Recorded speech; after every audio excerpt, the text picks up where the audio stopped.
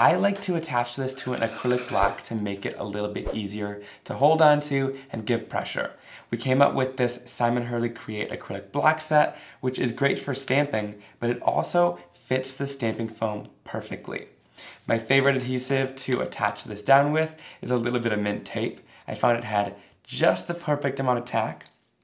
So I'm going to take 2 pieces of the mint tape, fold them onto each other like this, and attach it onto my stamping foam. Then we'll attach our acrylic block down like this, and this is really helpful in case if you struggle getting even pressure. Because it's that solid surface, it's going to press evenly all around the stamping foam to get a really even image.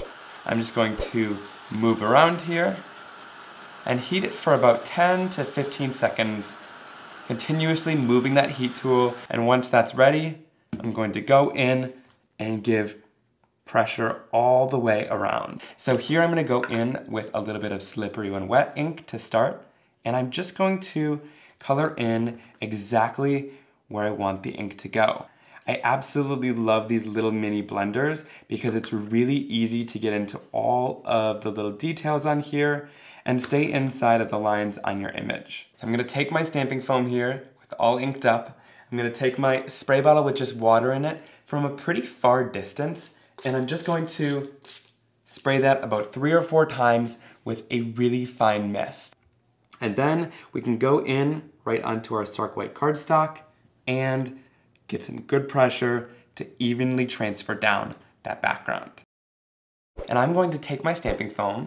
Here I'm going to heat it up again for about 10 to 15 seconds, and then we'll bring it over and really quickly transfer it down. So there is that impression that we were able to get from our die. And the really awesome part about this too is this was originally a slimline die, but now that we're using our A2 size stamping foam, it pairs it down to fit perfectly on an A2 size card, making it even that much more versatile. All right, now let's ink this stamping foam up. Now this time I'm going to go directly to the surface with my ink pads. I find with stamping foam, the best way to ink it up is just with a light pressure and going in kind of a swirling motion like that. And that's gonna give you lots of color and really great even coverage all over your stamping foam.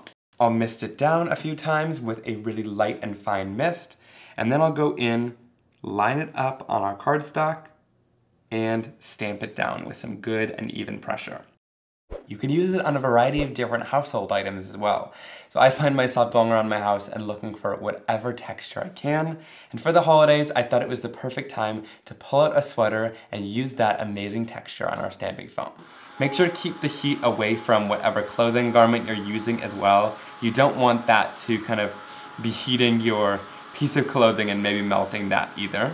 And then quickly, I'm going to just press it right into whatever texture we have. Do this one at your own risk. Definitely don't use anything super expensive. I've never had anything go wrong, but I don't want you guys to accidentally ruin a really expensive piece of clothing. All right, now for this one, I'm gonna go in with a little bit of Love Struck all over the surface of this pattern. And then on the edges here, I wanna add a little bit of shading. So I'll go in with a little bit of Game Over. This time I'm gonna go in without spraying anything down. So I'm going to go onto our piece of cardstock and give some good and even pressure. And this one looks like it's got some extra ink on there. So I'll actually just spray it down a little bit to get a second transfer. Go in, stamp that down. And there, wow. Yeah, we got a really beautiful second transfer from it, and I actually like where we sprayed it too. It gives that little bit of watercolor texture. So you guys can see that kind of difference in whether you spray it or whether you don't, and that different amount of detail that it provides then. The Scrapbook.com gift guide for 2021 is out now, and the Simon Hurley Create stamping foam was included on the list. These are at the top of crafters' wish list, and they're in our 2021 gift guide. And if you would like to see the gift guide, you can go to our website and you can see it online, or you can also place an order, and these will be put in with the orders that get shipped out between now and when we sell out of the gift guide. So you're going to want to see this and browse through it, circle everything in it.